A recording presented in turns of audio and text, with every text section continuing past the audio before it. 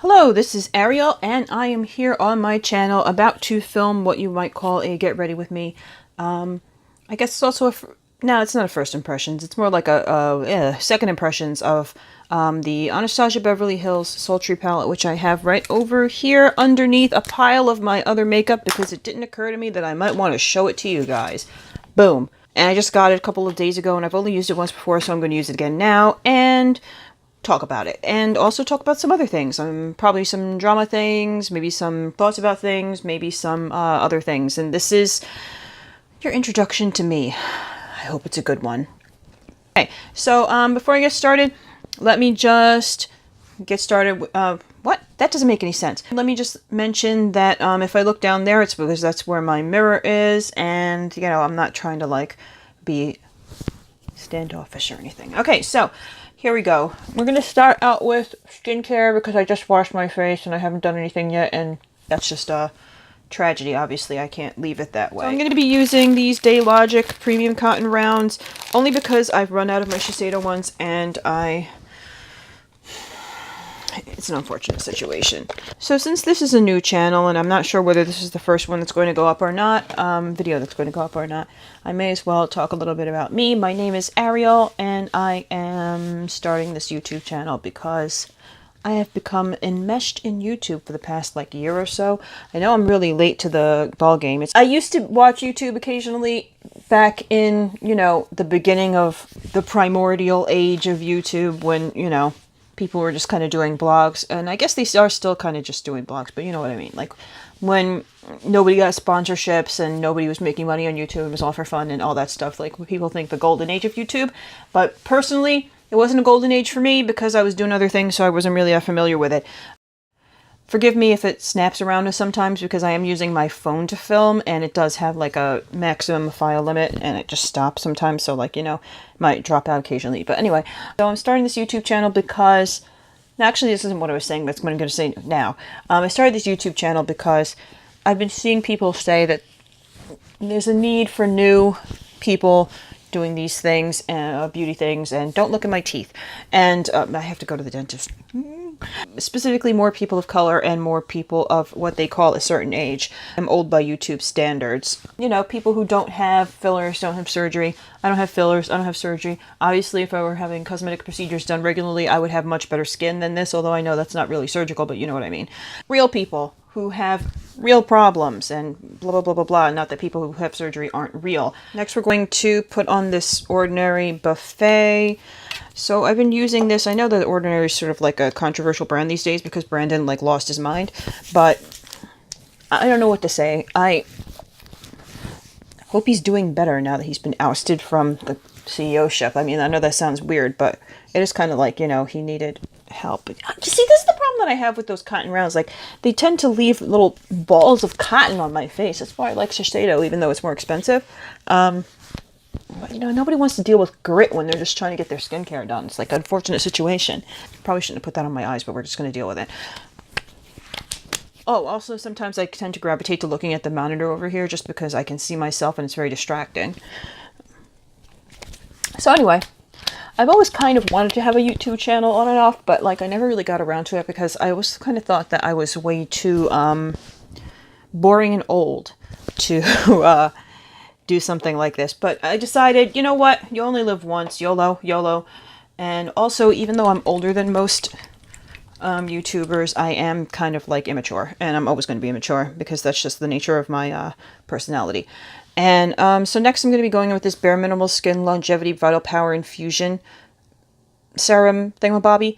I got this kind of like almost by accident because I was trying to buy the Bare Minerals eye gel, and I just happened to have like this holiday sale where you could get both for almost the same price as the one.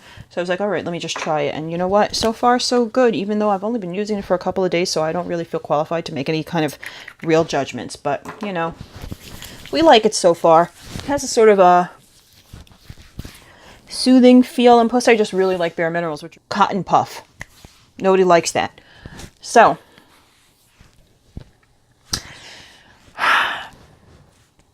this has been a long time coming. Like, I've been trying to get What is talking to this thing? Okay, so yeah, this has been a long time coming. I've been trying to get started with the YouTube channel for a while, but I've been sort of like having a lot of technical difficulties because I am not familiar with video editing. Like, I'm kind of geek in different ways, but I haven't really got into video editing. Not because I didn't want to, but just because, like, I'm too lazy.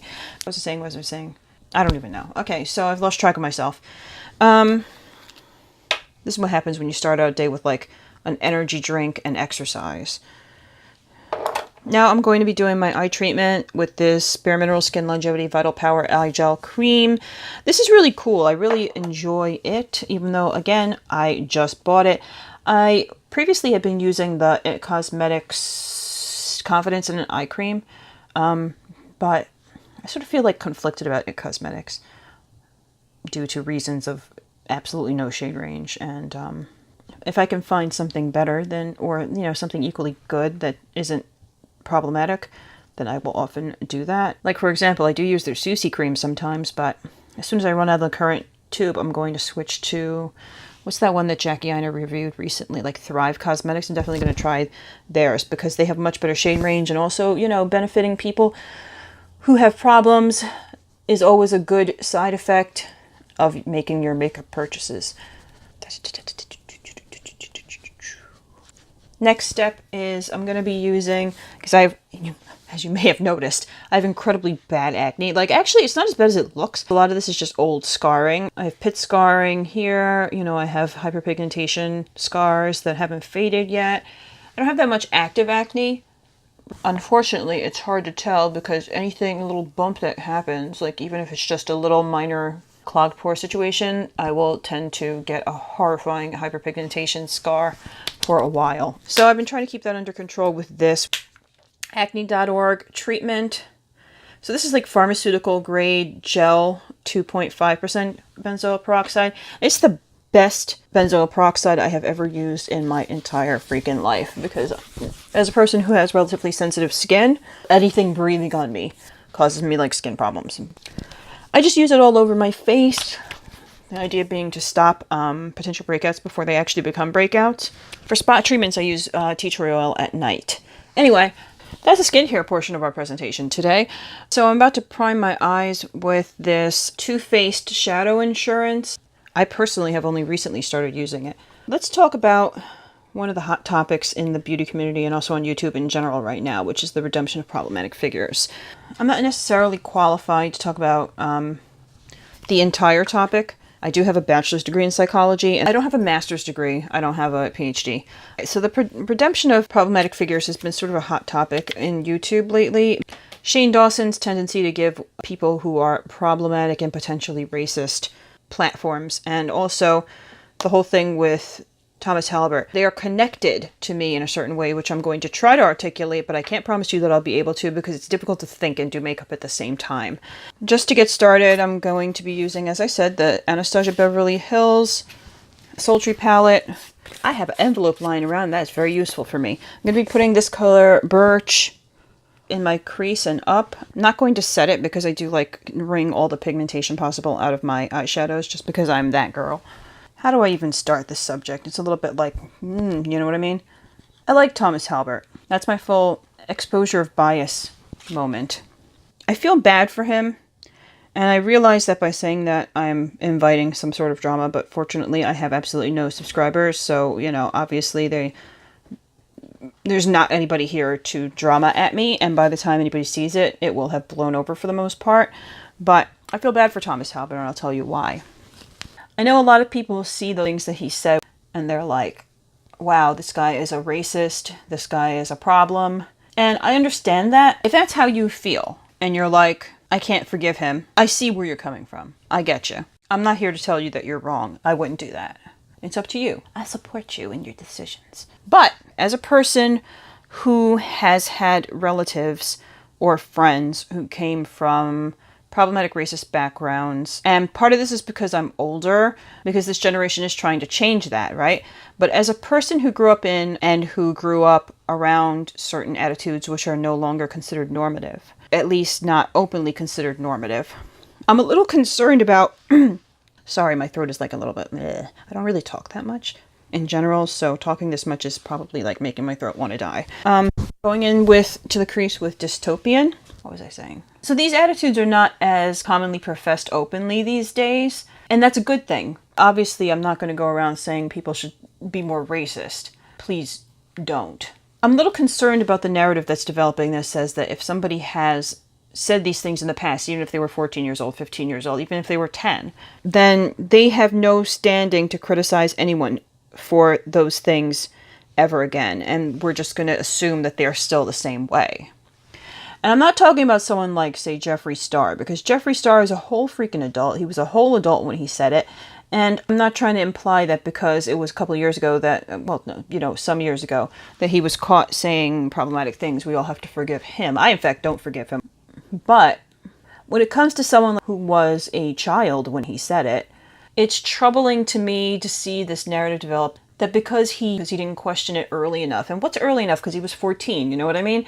But because of that, he's going to be forever held accountable. That is a problem for me, because even though I understand, like, I know that there's going to be some people who say, okay, if somebody has racist perspectives, if somebody has racist opinions, it's just that they should have to go through the gauntlet, right? They can't just say, I'm better now, and everybody's going to trust them. But I do wonder if, on a practical level, that is hampering people's ability to make positive changes, because it makes sense to say people do have to evidence changes, but my problem is that people are going to not change. I already know that people are going to be like, well, if they can't change without being immediately accepted and supported, you know, if they can't deal with the negative consequences of their previous actions, then they suck and we don't need them.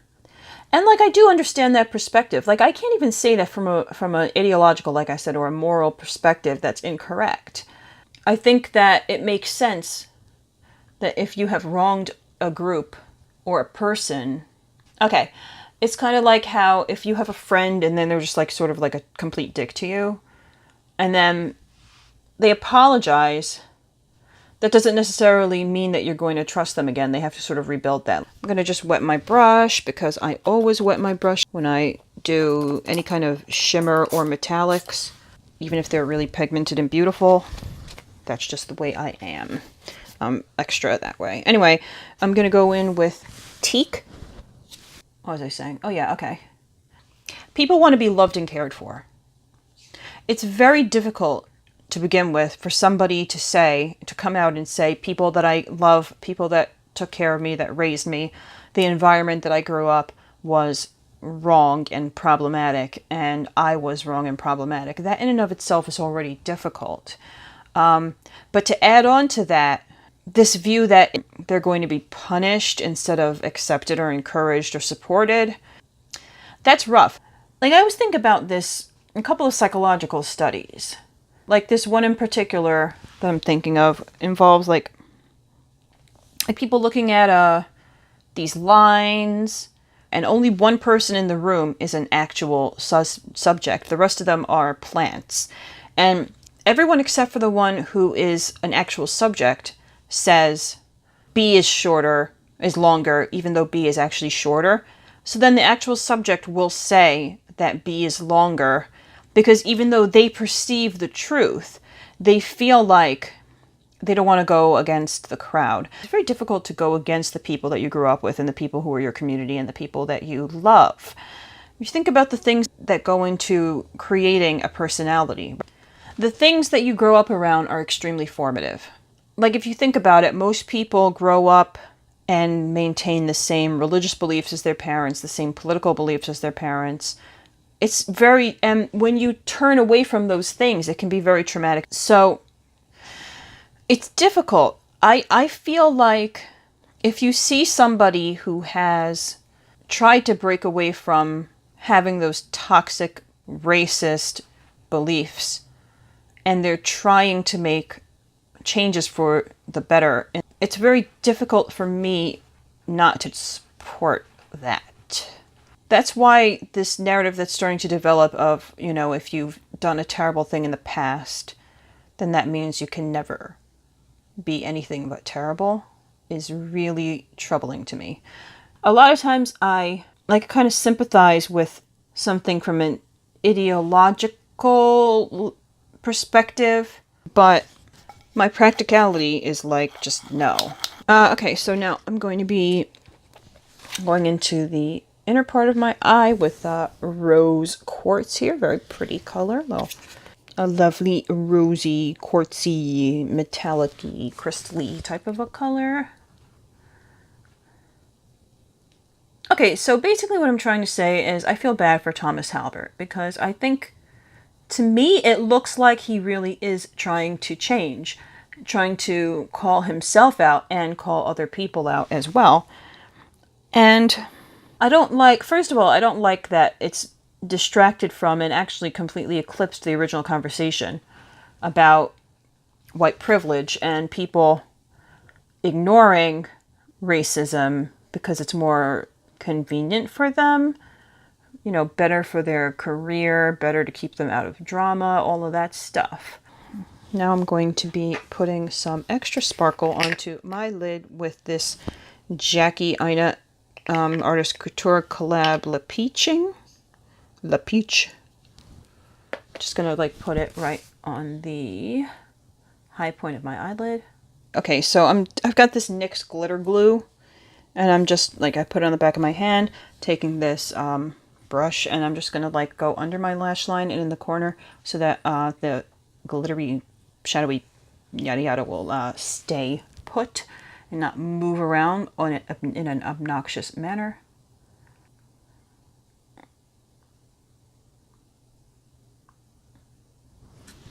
I'm doing glitter glue. Okay, so we're glitter gluing.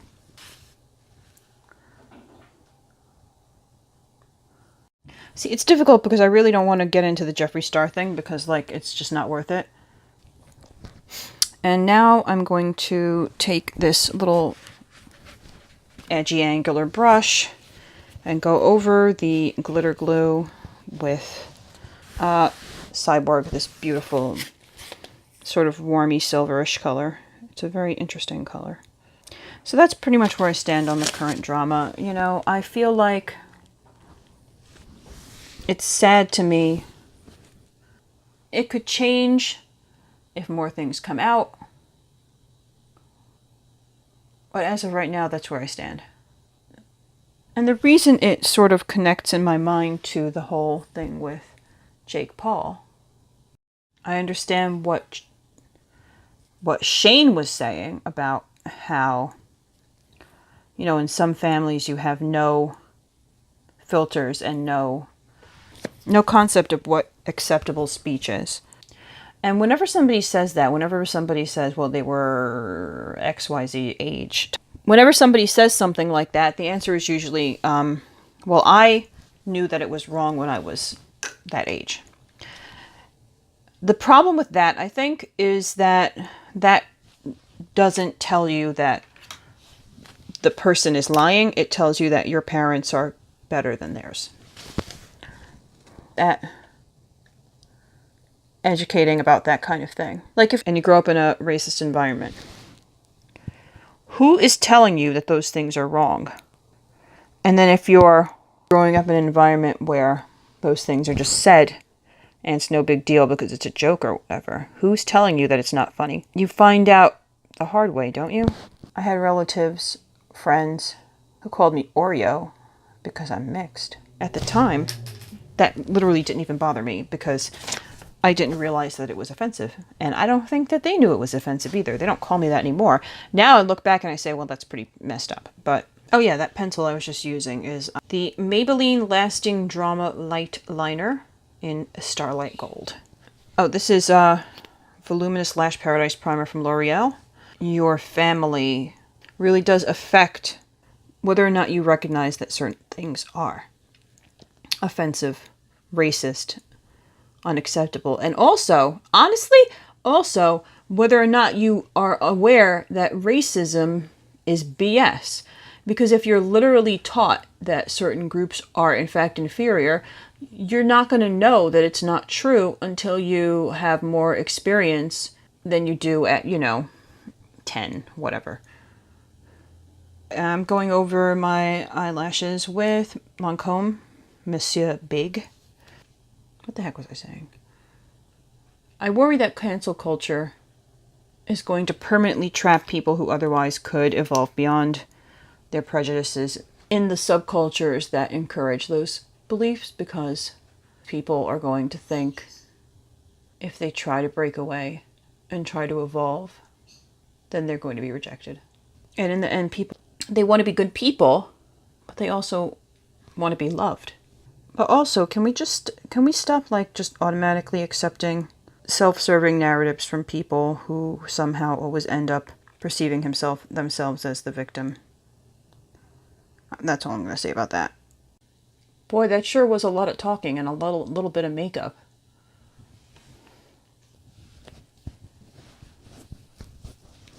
My lips are dry, probably from wagging so often. So I'm going to be using this Shea Moisture African Water Mint and Ginger Shea Butter Vegan Lip Balm. Very difficult to get out of the tube. Nah. Nah. Okay. Ugh. Cat hair.